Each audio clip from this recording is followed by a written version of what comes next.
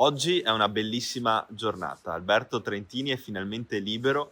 Un ringraziamento al governo e un abbraccio ai familiari. Finalmente Alberto potrà tornare nella sua città, nella sua regione e noi lo aspettiamo. La notizia della liberazione di Alberto Trentini viene accolta dalla politica regionale del Veneto con una soddisfazione bipartisan.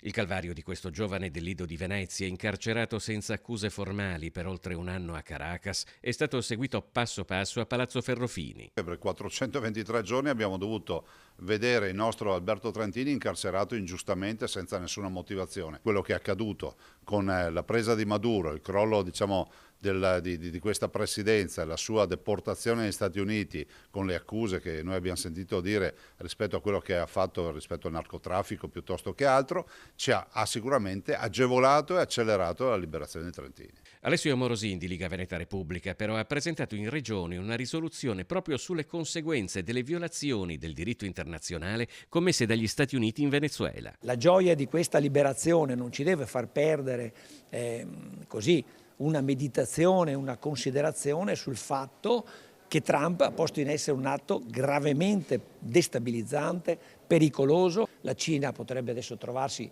ampiamente motivata e giustificata nei confronti di Taiwan, legittima perfino Putin che ha compiuto un atto condannato a tutta l'Unione Europea e che è intervenuto con un'azione di polizia mirata. Come Morosin, a parlare sono soprattutto i consiglieri regionali eletti nella città metropolitana di Venezia, a partire da Monica Sambo e Laura Besio, concittadine di Alberto Stefani, che hanno vissuto gran parte della vicenda dal Consiglio Comunale di Venezia. Venezia è sempre stata accanto ad Alberto Trentini. Proprio l'altro giorno c'è stata una mobilitazione di fronte al municipio di Mestre per chiedere con forza la liberazione, ma in questi mesi da tutto il territorio ci sono stati tantissimi momenti di manifestazione pubblica e in particolare ovviamente anche dal suo Lido e in particolare dalla sua famiglia. La voce soprattutto dei familiari si è sempre fatta sentire, voce, speranza, fede e fiducia, ma anche le istituzioni. A volte per un genitore è difficile comprendere alcuni silenzi, ma questi silenzi da parte delle istituzioni locali sono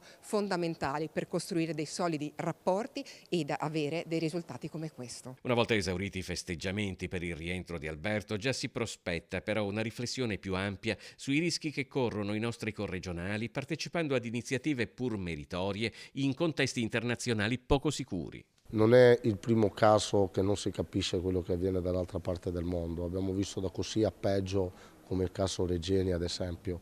Quindi credo che dovremmo porci una grande riflessione su quanto garantiti siamo nel diritto